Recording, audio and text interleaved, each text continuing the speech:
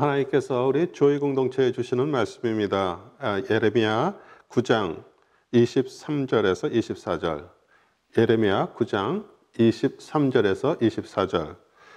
여호와께서 이같이 말씀하시되 지혜로운 자는 그 지혜를 자랑치 말라.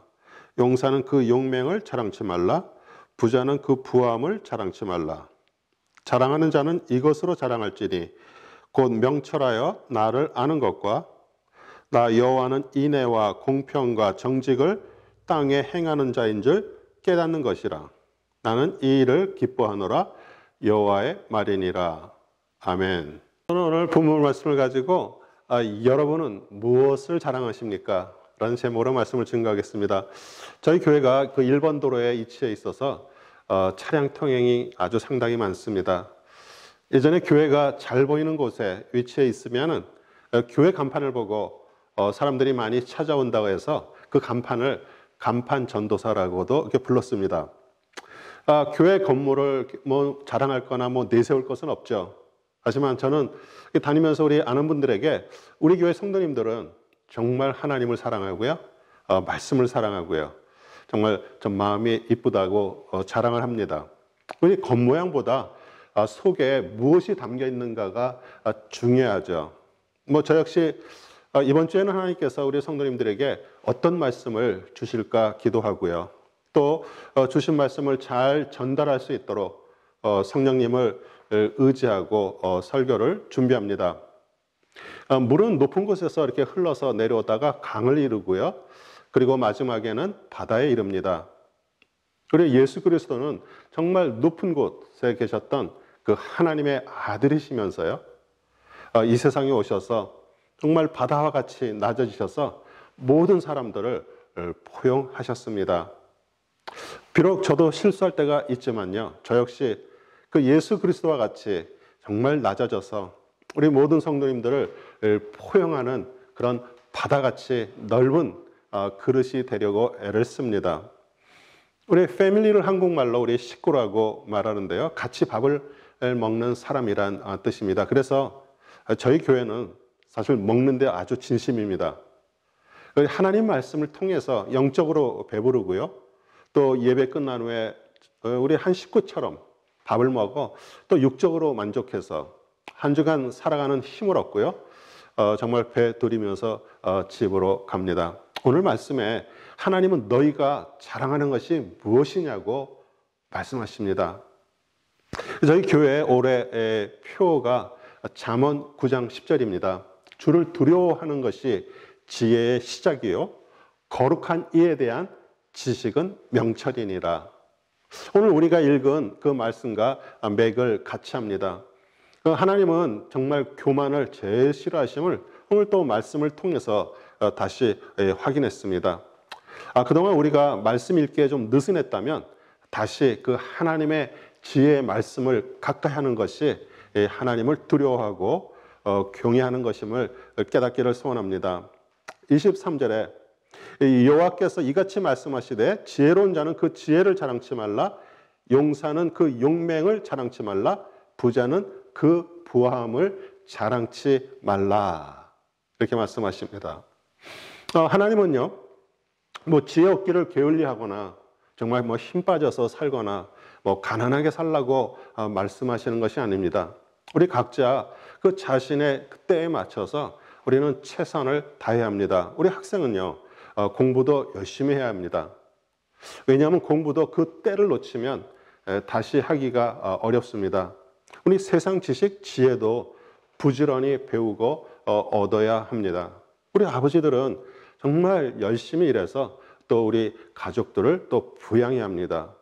뭐 아버지들 대부분이 사무실에서 일하지만 그 여름에는 정말 100도가 넘고 겨울에는 그 추운 바깥에서 일하시는 우리 아버님들도 계십니다. 우리 가정을 잘 돌봐주셔서 감사합니다.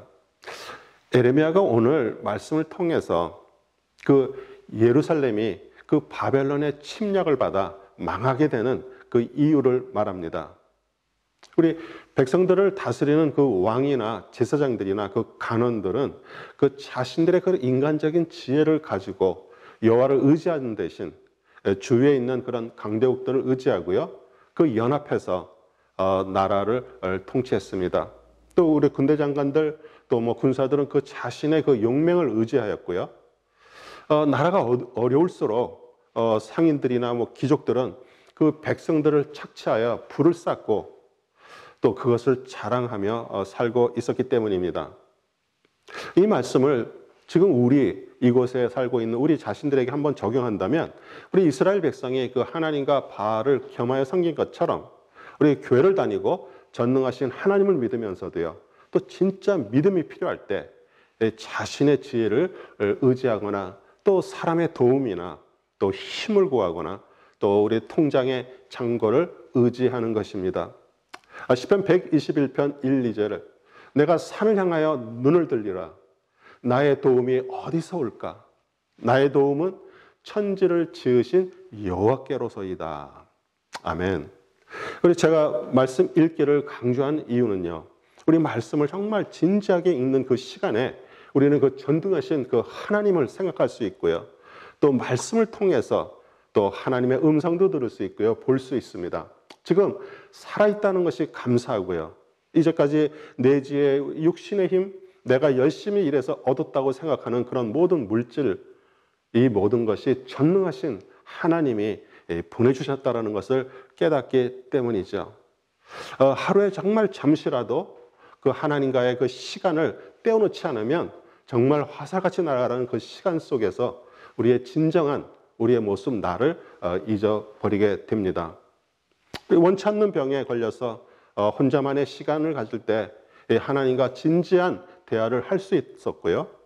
또 직장에서 해고를 당하고 사업에 실패해서 그렇게 바쁘게 살다가 잊어버렸던 그 하나님을 다시 만났다는 그런 간증들을 많이 들었습니다. 우리가 살아온 것이 우리 자신의 힘이 아니라 하나님께서 도우셨다는 사실을 그 깨닫게 하시려고요. 우리는 어떤 때는 병에 걸리게도 되고요. 또 망하기도 하십니다. 그 하나님의 진짜 속마음을 우리 예레미야는 이렇게 말씀 속에서 얘기합니다. 예레미야 29장 11절 여호와의 말씀이니라 너희를 향한 나의 생각은 내가 아나니 평안이요 재앙이 아니니라. 너희에게 미래와 희망을 주는 것이니라. 우리 세상 사람들은 자신에게 일어난 그 사건 자체에 집중해서 우리 세상을 또 사람들을 또 우리 가족들을 원망합니다. 그러나 우리 믿음의 사람들도요, 사실 똑같은 사건들이 일어납니다. 그러나 우리의 초점은 이 사건을 일으키신, 이 문제를 일으키신 그 하나님을 생각하고요, 그 뜻을 묻기에 그 사건, 그 문제의 해결책도 하나님으로부터 오는 것을 확신함으로 또 앞으로 살아가는 데 있어서 정말 그런 소망도 우리 안에 생깁니다. 이 하나님을 믿고 예수 그리스도를 통해서 구원받고 우리 신앙생활을 하면서 우리의 첫 기도는 대체로 우리 삶 속에 뭐 가정에 환난과 근심 걱정이 없고 건강하게 지켜달라는 그런 기도를 합니다. 뭐 저 역시 예전에 그 야베스의 그 네 가지로 구성된 그 기도를 드렸죠. 주께서 내게 복의 복을 더하사 내 일을 도우시고 내가 하는 모든 일에 나와 함께 하시고 나로 환난을 벗어나 근심이 없게 하옵소서. 내게 복을, 내 일을 나와 함께 나로 환난을 모두 나 자신을 위한 기도였는데요. 사실 그 기도한 대로 이루어지지 않은 것이 축복인지는 정말 세월이 많이 흐른 뒤에 알았습니다. 제가 원하는 대로 이루어졌다면 저는 벌써 주님을 떠나고요. 어쩌면 세상 속에서 방황하고 있을 것이기 때문입니다. 정말 만약 여러분의 그 여러분께서 정말 하나님의 자녀가 확실하다면 우리는 살면서 분명히 환난을 당하게 될 것입니다. 요한복음 16장 33절 하반절에서 우리 세상에서는 너희가 환난을 당하나 담대하라 내가 세상을 이겼노라 하시니라. 우리 환난을 당할 때 정말 그것을 극복하는 힘이 우리 그리스도로부터 오게 됩니다. 즉 환난과 어려움이 임하는 그런 긴장이 올 때 우리 그리스도의 힘이 우리 안에서 나오게 되어 있습니다. 하나님은 우리를 그 환난과 고난 속에서 그리스도의 능력으로 극복하게 정말 훈련시키셔서 하나님의 군사로 만드시고요. 이제 그 불신자들을 그 구원의 길에서 이끄는데 사용하시기를 원하십니다. 모든 것이 풍족하고요. 모든 것이 평안할 때, 아니면 또는 아무 일도 일어나지 않은 그런 단조롭고 따분한 삶이 오히려 사단의 유혹을 받게 되고요. 타락을 하게 됩니다. 이 하나님께 더욱 밀착하게 만들어서 우리 세상을 이기게 하심을 믿으시기 바랍니다. 24절에 자랑하는 자는 이것으로 자랑할지니 곧 명철하여 나를 아는 것과 나 여호와는 인애와 공평과 정직을 땅에 행하는 자인 줄 깨닫는 것이라. 나는 이 일을 기뻐하노라. 여호와의 말이니라. 그 우리의 자랑할 것이 이제 나옵니다. 첫째, 그 하나님이 주시는 명철을 받아 우리 하나님을 아는 것입니다. 우리 명철은 히브리어로 사칼인데요. 지혜롭다, 현명하다는 그런 뜻과 손을 교차해서 십자가형을 만들다 그런 뜻이 있습니다. 그 하나님의 지혜와 우리의 지혜가 교차하여 만날 때 진정 하늘로부터 확실한 진정 지혜가 임하게 됩니다. 우리 십자가는 세로로 하나님과 사람의 그 사랑이 교차하는 것이고요. 가로로 사람과 사람, 이웃 사랑이 교차하는 것으로 우리 십자가에서 죽고 부활하신 그 예수 그리스도의 그 사랑이 만나는 것입니다. 우리가 하나님을 알 수 있는 것은 그리스도의 사랑을 깨달아야 알 수 있고요. 우리 안에 그 그리스도가 있을 때 정말 한 몸처럼 알게 되는 것입니다. 잠언 3장 5절 6절 너는 마음을 다하여 여호와를 의뢰하고 내 명철을 의지하지 말라. 너는 범사에 그를 인정하라. 그리하면 내 길을 지도하시리라. 아멘. 우리가 말씀을 읽을 때 성령님을 통해서 그 하나님의 뜻을 알려주시는데 그 우리가 배운 지식이나 상식, 즉 우리 타락한 자아가 그 하나님의 뜻을 막아서 우리를 믿지 못하게 만듭니다. 그 이유는 그 하나님을 향한 믿음이 없기 때문이죠. 우리 부부가 같이 오래 살다 보면 눈짓만 보아도 그 상대방의 뜻을 아는데 그 바탕에는 믿음이 있기 때문입니다. 우리 성경은 누누이 우리에게 부부가 한 몸같이 하나님과 그리스도를 아는 그런 믿음을 가지라고 말합니다. 믿음을 지닌 사람은요, 하나님께서 그 계시해 주신 그 진리를 확실하고 신뢰할 만한 것으로 여기고요. 그 신뢰, 사랑, 그리고 순종함으로써 우리 하나님께 반응합니다.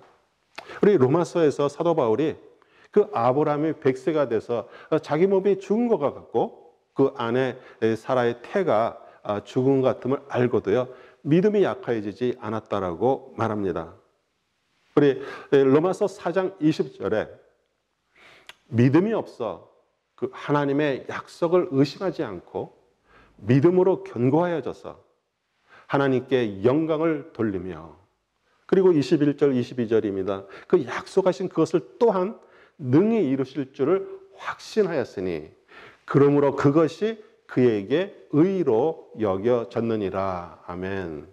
이 하나님의 의는 그리스도이십니다. 여러분과 저 역시 그 예수 우리 주를 죽은 자 가운데서 살리시니 그 하나님을 믿을 때 우리는 의롭지 않은 우리를 의롭다라고 말씀하십니다. 그래서 주님이 주시는 명철 그리스도를 받아서 하나님을 정말 속속들이 알게 되기를 소원합니다. 우리 인애와 공평과 정직은 모두 하나님의 속성입니다.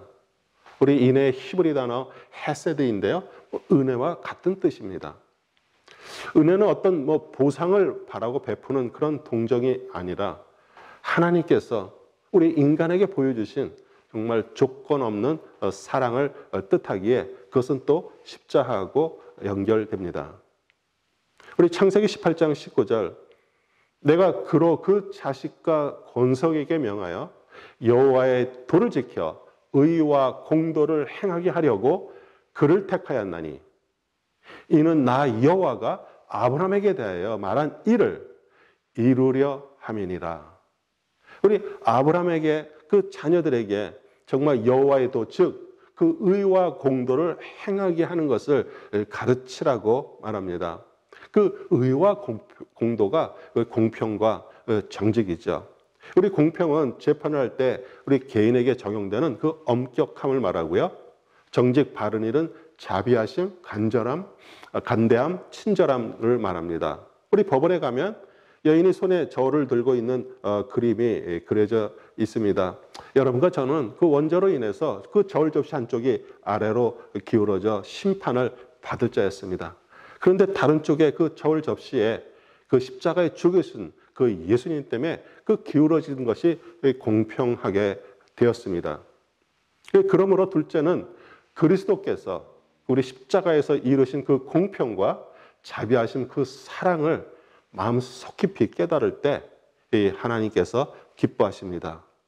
우리 정리해서 말하면 첫째, 하나님이 주시는 그 명철을 받아 그 하나님을 아는 것이고요.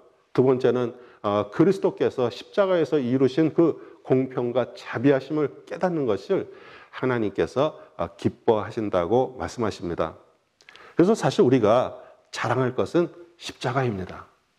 우리 갈라디아서 6장 14절, 그러나 내게는 우리 주 예수 그리스도의 십자가 외에는 결코 자랑할 것이 없으니 우리 그리스도로 말미암아 세상이 나를 대하여 십자가에 못 박히고 내가 또한 세상을 대하여 그러하니라. 아멘. 그러면 어떻게 십자가를 자랑합니까? 우리 십자가는 예수 그리스도의 그 순정함을 통해 죽으심을 말합니다. 사실 죽은 자는 어떠한 일에도 절대로 반응하지 않습니다. 우리 십자가를 자랑하는 것은 우리 자신이 세상에 대해서 죽었다고 선포하는 것입니다. 우리 마태복음 10장 36절, 이 사람의 원수가 자기 집안 식구니라. 어떻게 예수님 우리 가정에 원수가 있는지 알았죠? 그 얘기가 아니죠. 우리 성도님들이 많이 오해하는 말씀입니다. 예수 그리스도께서 승천하시고 그 가족 중에 한 사람만 그리스도를 믿어도요, 그 가족 모두가 그 유대인의 그 사회에서 추방되고요. 그 로마 황제를 신으로 추앙받던 그 시절에 황제를 섬기지 않는다고 온 가족이 그 콜로세움에서 정말 사자밥이 되는 그런 극심한 박해가 일어날 것을 아시고 하신 말씀입니다.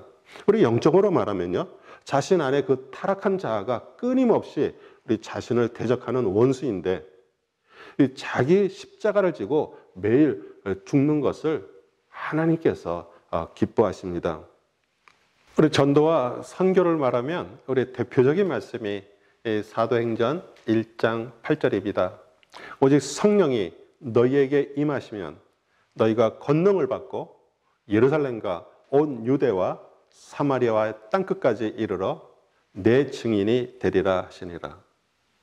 우리 식구 중에 구원받지 못한 사람이 있으면 그것이 땅끝이고 그것이 세상입니다. 당연히 분쟁이 있고요, 박해가 생깁니다. 그러나 그 십자가에 대해서 정말 진정으로 깨닫는다면 그 가정이 순교하는 장소가 되고요, 구원이 일어나는 그런 선교 현장이 됨을 믿으시기 바랍니다. 우리 사랑하는 성도 여러분, 그 예레미야 선지자를 통해서 그 하나님의 기뻐하시고 우리가 그 자랑을 하는 것은 그리스도와 같이 정말 불신자들에게 그 공평, 즉 그 십자가를 통해 구원에 이르는 그 길을 전하고요, 그 자비, 즉 하나님의 사랑으로 그들을 진정으로 마음으로 사랑하며 사는 삶입니다. 자랑하는 자는 이것으로 자랑할지니 곧 명철하여 나를 아는 것과 나 여호와는 인애와 공평과 정직을 땅에 행하는 자라는 것을 우리는 머리로 안다면 로고스 그냥 문자적으로 아는 것입니다. 그러나 성령님을 통해서 정말 그 마음에 그 깨달아질 때 우리는 행동으로 나타나게 되고요, 하나님이 그것을 기뻐하십니다. 우리 십자가를 통해 그 하나님의 아들로서 변화가 일어나지 않으면 우리는 육신적인 지혜를 자랑할 수밖에 없고요, 자신의 힘, 자신의 부유함을 자랑할 수밖에 없습니다. 주를 두려워함이 지혜고요, 거룩하신 하나님을 아는 것이 명철임을 깨닫고요. 저와 우리 성도님 모두 그 십자가를 자랑하며 살아가시기를 우리 주 예수 그리스도의 이름으로 축복하며 기도합니다. 아멘.